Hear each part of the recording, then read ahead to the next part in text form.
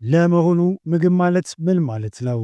የሰውነት ህብረ ሕዋሳትን የሚጠግን ንጥረ ነገር ወይስ በትክክል የታሸገ መርዝ? በሚገርም ሁኔታ በሕግ ትርጓሜ መሠረት መርዝን እንደ ምግብ መሸጥ ይቻላል። ዛሬ በምግብ በመድኃኒትና በክትባት ስም የሚደረጉ የቃላት ጨዋታዎችን እናም የቢሊዮን ዶላሮችን ሴራ እናያለን።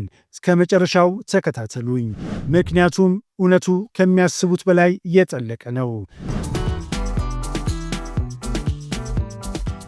መርዝ እየተመገቡ ነው፣ ስሙን ግን ምግብ ይሉታል። ዛሬ በታሪክ ውስጥ ትልቁን የጤና ማጭበርበር እናጋልጣለን። ይህ ድርጊት አሁንም ድረስ እየቀጠለ ነው። ትክክለኛው የምግብ መመሪያ ምን መሆን አለበት? በእውነት ጤናማ የሚባል ምግብ የትኛው ነው? ስለ ክትባቶችስ ምን ማለት ይቻላል? ደህንነታቸው የተጠበቀ ነው? ውጤታማስ ናቸው? ስለ ኬሚካሎችስ? በአጠቃላይ ደህንነታቸው የተጠበቀ ተብለው ይታወቃሉ? አሁን ለከባድና ለረጅም ጊዜ ለሚቆይ ክሮኒክ በሽታዎች ዋነኛ ምክንያት ምግብ እንደሆነ የምታውቁ ይመስለኛል። ነገር ግን ጥያቄው ምግብ ስንል ምን ማለት ነው? ለምግብ ለትርጓሜዎች እንዳሉስ ያውቃሉ? ባዮሎጂያዊ ትርጓሜና ሕጋዊ ትርጓሜዎች አሉ። እንደ ኤሮፓውያን አቆጣጠር በ1938 በፌዴራል የምግብ የመድኃኒትና የኮስሞቲክስ ሕግ የወጣው ሕጋዊ ትርጓሜ እንዲህ ይላል። ለማንኛውም ለእንደዚህ አይነት ነገሮች እንደ ግብዓት የሚያገለግሉ ቁሶች በትክክል እስከታሸጉና መለያ ሌብል እስከተለጠፈባቸው ድረስ ምግብ ናቸው። ነገር ግን ይህ በሕጋዊ ክፍተት የተፈጠረ ትርጓሜ እውነተኛው ባዮሎጂያዊ የምግብ ትርጓሜ አይደለም። እውነተኛው ትርጓሜ ይህ ነው። ሕይወትን ለማቆየት የሰውነት ህብረ ሕዋሳትን እድገትና ጥገና ለማፋጠን እንዲሁም ለሰውነት የተሟላ ንጥረ ነገር ኒውትሬሽን ለመስጠት የሚበላ ነገር። በሕጋዊ ትርጓሜ ውስጥ ምን እንደተቀነሰ አስተዋላችሁ? ምግብ የምንበላበት ዋናው ባዮሎጂያዊ ምክንያት ማለትም ሰውነታችንን መመገብ፣ መንከባከብ ተዘንግቷል። ትላልቅ የምግብ ኢንዱስትሪዎች ስለ ምግብ ምንም አይነት ክርክር ከመጀመሩ በፊት ያሸነፉት በዚህ መንገድ ነው። በትክክል እስከታሸገ ድረስ መርዝ የሆነ ነገር እንደ ምግብ ማቅረብ ይቻላል። ለዚህ ነው መመሪያዎችን ማውጣትና የትኛው ጤናማ እንደሆነና እንዳልሆነ መለየት በጣም አስቸጋሪ የሆነው። በዚህ በአንድ የተሳሳተ ትርጓሜ ሳቢያ መርዝ ናቸው ተብሎ የሚነገርላቸው ነገሮች የሚሸጡና እንደ ምግብ እንዲለመዱ ያደረጉ የቢሊዮን ዶላር ኩባንያዎች ተፈጥረዋል። ጤናማ አእምሮ ያለው ማንኛውም ሰው በቆሻሻ ጃንክ ፉድ ምግቦች ውስጥ ምን እንዳለ በትክክል ቢያውቅ ኖሮ አይመገባቸውም ነበር። ነገር ግን ለቀላል ነገር እንዲለመዱ ተደርገዋል፣ በሕግም ተፈቅደዋል። ሁሉም ሰው ስለሚመገባቸው ደግሞ ችግር የሌለው ይመስላል። እስቲ ለጥቂት ሰከንዶች አስቡት። ሰዎች የሚበሉት ነገር ሁሉ 100% ምግብ ነው ተብለው ቢጠየቁ ምናልባት አይደለም ትሉ ይሆናል። ነገር ግን እንደ ሕጋዊ ትርጓሜው ከሆነ ምግብ ነው። ሌላ ጥያቄ፣ በጣም የተቀነባበረ አልትራ ፕሮሰስድ ምግቦች እየተመገቡ ጤናማ መሆን ይቻላል? መልሱ አይቻልም ነው። ለምን? ምክንያቱም ዘላቂነት የለውም፣ ሰውነትን አይጠግንም። እንዲህ ባሉ ምግቦች ላይ ተመስርተ ረጅም ጊዜ መኖር የማይታሰብ ነው። ምክንያቱም እነዚህ ምግቦች ለከባድ በሽታዎች መፈጠር ዋነኛ መንስኤ ናቸው። ስለዚህ ይህ አንዲት ትንሽ የተሳሳተ ትርጓሜ የከባድ በሽታዎችን መንስኤ ደብቃብናለች። ገና ከዚህም የከፋ ነገር አለ። ጤናማ ምግብን እንደ ቆሻሻ ጃንክ ማስቆጠር ነው። ምግብን እንደ ካሎሪ ነዳጅ ብቻ በመመልከት የስኳር ውሃን ከስጋ ስቴክ ጋር እኩል ያደርጉታል። ሁለቱም አንድ ናቸው ይላሉ፣ ምክንያቱም ሁለቱም የተሰሩት ከካሎሪ ነው።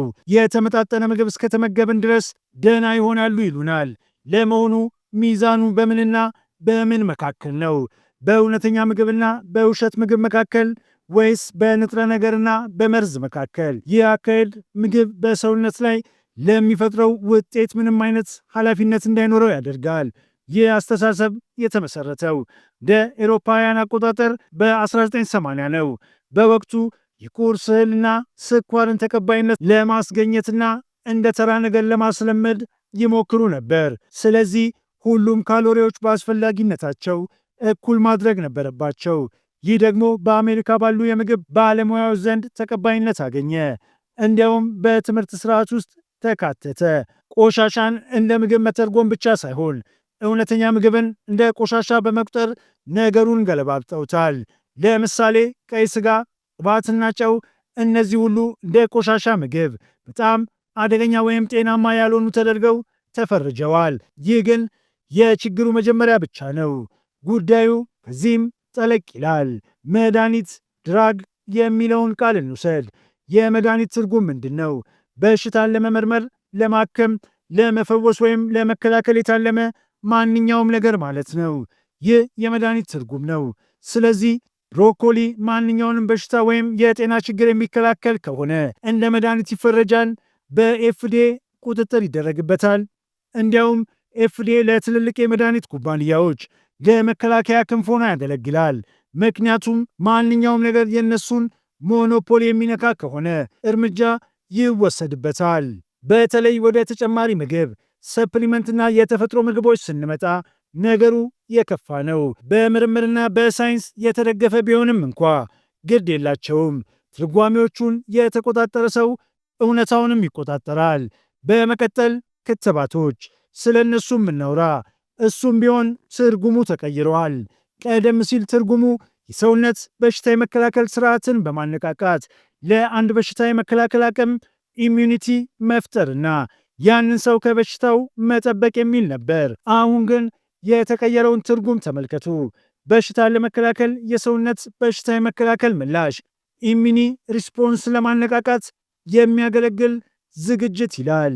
የጎደለውን ነገር አስተዋሉ። የመከላከል አቅምን መፍጠር ቱ ፕሮዲስ ኢሚኒቲ የሚለውን ሐረግ አስወግደውታል። አሁን ባለው የክትባት ሕጋዊ ትርጉም መሰረት ክትባቱ የመከላከል አቅም እንዲኖር ማድረግ አይጠበቅበትም። አንተን የበሽታ ተከላካይ ማድረግ የለበትም። ማድረግ ያለበት ብቸኛው ነገር የሰውነትን የመከላከል ምላሽ መቀስቀስ፣ ማነቃቃት ብቻ ነው። ትርጉሙን ስትቀይረው ክርክሩ ከመጀመሩ በፊት ጦርነቱን ታሸንፋለ። በጣም የተቀነባበሩ ምግቦች፣ አልትራ ፉድ ፕሮሰስድ ለህፃናት የከባድ በሽታዎች ዋነኛ መንስኤ መሆናቸውን እያሳየ ነው። ነገር ግን በጣም የተቀነባበሩ ምግቦች ለሚለው ቃል እስካሁን ህጋዊ ትርጉም የለውም። ይህ ደግሞ ኢንዱስትሪው የፈለገውን ነገር እንዲያመርት ሌላ ዕድል ይሰጠዋል። ለዚህ ነው አርኤፍኬ በአሁን ጊዜ በጣም ለተቀነባበሩ ምግቦች ህጋዊ ትርጓሜ እያወጣ ያለው። በግልጽ መሆን ያለበት ግን ምግብ በባዮሎጂያዊ መንገድ እንዲተረጎም ነው። ምግብ የሰውነት ህብረ ሕዋሳትን ለመጠገን እንደሚረዳ፣ ለሰውነት እድገት አስተዋጽኦ እንዳለው ማረጋገጥ ነበረባቸው። የምግብ ኩባንያዎች ልክ በትንባሆ ሲጋራ ላይ እንደሚደረገው ሁሉ በምግቦቻቸው ላይ የማስጠንቀቂያ ምልክት እንዲያደርጉ መደረግ አለበት። እነዚህን ምግቦች እንደ ሱስ አስያዥ ነገሮች መፈረጅ። ጥቂት ሌሎች ትርጓሜዎችን እንይ። አንደኛው በሽታ ዲዚዝ የሚለው ነው። በአሁን ጊዜ በሽታ የሚለው ትርጓሜ በጣም ከማስፋታቸው የተነሳ ለበሽታ ሊያጋልጡ የሚችሉ ሁኔታዎች ሪስክ ፋክተር ራሳቸው እንደ በሽታ እንዲቆጠሩ አድርገዋል። እዚህ ማጭበርበሪያ ዓላማ በየዓመቱ በሚደረጉ ምርመራዎች እነዚህን ቅድመ በሽታ ሁኔታዎች በመለየት ወዲያውኑ መድኃኒት እንድንጀምር ለማድረግ ነው። ይህም ብዙ ሰዎች የመድኃኒት ተጠቃሚ ለማድረግ የሚጠቀሙበት መንገድ ነው። ጤና የሚለውን ቃል እንኳ ብትመለከቱ የዚህን ቃል ትርጉም ፈልገው የሚያውቁ ከሆነ በዓለም ጤና ድርጅት WHO ተቀይሯል። ጤና ማለት ሙሉ በሙሉ አካላዊ፣ አእምሯዊና ማኅበራዊ ደህንነት እንጂ በሽታ ለመኖር ብቻ አይደለም ይላል። ይህ ትርጓሜ ለመድኃኒቶች ከፍተኛ ፍላጎት ይፈጥራል። ምክንያቱም በዚህ ትርጓሜ መሠረት ጤናማ ሆኖ የሚገኝ ሰው አይኖርም። ጤና በትክክል ሊተረጎም የሚገባው በአካል በአእምሮና በማኅበራዊ ሁኔታ ራስን የማስማማትና የመጠገን አቅም ተብሎ ቢሆን የተሻለ ነው ይላል ዶክተር ኤሪክ በርግ። ይህ በጣም የተሻለ ትርጓሜ ነው። እንዳለመታደል ሆኖ ምግብን ግልጽ ባልሆነ መንገድ የሚተረጉሙ አዳዲስ አነሳሶች ኢኒሼቲቭስ እየመጡ ነው። ይህ የጤና ትርጉምን ለመቀየር በስውር የሚደረግ ሴራ ይመስላል። በእርግጥ እነዛን ምግቦች በደንብ ብትመለከቷቸው የኢንዱስትሪ ካሎሪዎች፣ የኢንዱስትሪ ምግቦችና በጣም የተቀነባበሩ የምግብ ካሎሪዎች ናቸው። ይህን ታውቁ እንደሆነ አላውቅም። ገበሬዎች አስቸጋሪ ጊዜያትን እንዲያልፉና የተረጋጋ ገበያ እንዲኖር ታስቦ በግብር ከፋዩ ሕዝብ የሚሰበሰብ የገንዘብ ድጋፍ ወደ ሌላ ነገር ተቀይሯል። ከድጎማ ውስጥ 1/3 የሚውለው ለነዳጅ፣ ለምሳሌ ከበቆሎ ለሚመረት ኤታኖል ነው። አብዛኛው ድጎማ ቢሊዮን ዶላሮች የሚሄደው ለላይኛዎቹ 10% ባለ ሀብት ገበሬዎች እንጂ እውነተኛ ምግብ ለሚያመርቱ አነስተኛ ገበሬዎች አይደለም። ለምሳሌ $1 የሚያወጣ ለስላሳ መጠጥን ብንወስድ በዛ ጣሳ ውስጥ ያለው የበቆሎ ሲረፕ ዋጋው ስንት ይመስላችኋል? 2 ሳንቲም ብቻ ነው። ስለዚህ ተጠቃሚዎቹ ትላልቅ የምግብ ኩባንያዎች ብቻ ናቸው። የመጨረሻው ጉዳይ ፕላኔተሪ ሄልዝ ዳይት ለፕላኔታችን ጤናማ አመጋገብ የሚለው ነው። ስሙ ሲሰማ ደስ ይላል። ነገር ግን በጥልቀት ሲታይ በቤተ ሙከራ የሚመረተውን ስጋ፣ ከእጽዋት የሚዘጋጅ አማራጮችን ለማስፋፋት፣ የእንስሳት ስጋን ለማስቀረትና እውነተኛ ጤና የሚፈጥሩ ካሎሪዎችን ለማጥፋት ያለመ ነው። እነዛን አስወግደው በበለጠ የአኩሪ አተር ፕሮቲን መተካት ይፈልጋሉ። ስለ ዘላቂነት ስናወራ ደግሞ እነዚህ ምግቦች ካልደጎምን ሰዎች በራብ ያልቃሉ የሚል ነጥብ ያነሳሉ። እነዚህን የኢንዱስትሪ ሰብሎች ከመደጎም ይልቅ በቀላሉ ድጎማውን ወደ እውነተኛ ምግብ፣ ባዮሎጂያዊ ትርጓሜው መሰረት ወደሚሆን ምግብ ብንቀይረውና ለምግብ በእውነት የሚጨነቁ ገበሬዎችን ብንደግፍ ምግብ በተመጣጣኝ ዋጋ እንዲገኝ ማድረግ እንችላለን። ለበለጠ ከባድ በሽታዎች ለሚያጋልጥ የቆሻሻ ምግብ ጃንክ ፉድ ኢንዱስትሪ ለምንድን ነው ሽልማት የምንሰጠው? ስለ ምግብ ርዕስ ካነሳን ስለ እውነተኛው ባዮሎጂያዊ ትርጓሜ ካወራል ይህ በተግባር በምናያቸው ምግቦች ላይ ምን ማለት እንደሆነ መረዳት በጣም አስፈላጊ ነው። እንግዲህ እውነታው ይህ ነው። ምግብ የምንለው ነገር ሕይወታችንን የሚቀጥል ሳይሆን ቀስ በቀስ ለበሽታ የሚዳርገን መርዝ እየሆነ ነው። ነገር ግን መፍትሄው በእጃችን ነው። እውቀት ደግሞ የመጀመሪያው እርምጃ ነው። ዛሬ የተነጋገርንባቸው ነጥቦች በዓይናችን ላይ ያለውን መጋረጃ እንደገፈፈልን ተስፋ አደርጋለሁ። ከዛሬ ጀምሮ ወደ አፋችን የምናስገባው ነገር በሕጋዊ ትርጓሜው ሳይሆን በባዮሎጂያዊ ፋይዳው መመዘን እንጀምር። ይህ መረጃ ለሌሎች ወገኖቻችን እንዲደርስ ቪዲዮውን ላይክ በማድረግና ለምትወዷቸው ሰዎች ሼር በማድረግ አድርሱ። ይህንን ቻናል ሰብስክራይብ ያድርጉ፣ የደውል ምልክቷን ይጫኑ።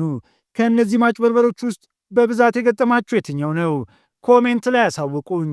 ጤናማ ምርጫ፣ ጤናማ ሕይወት። በቀጣይ ቪዲዮ እስክንገናኝ ቸር ሰንብቱ።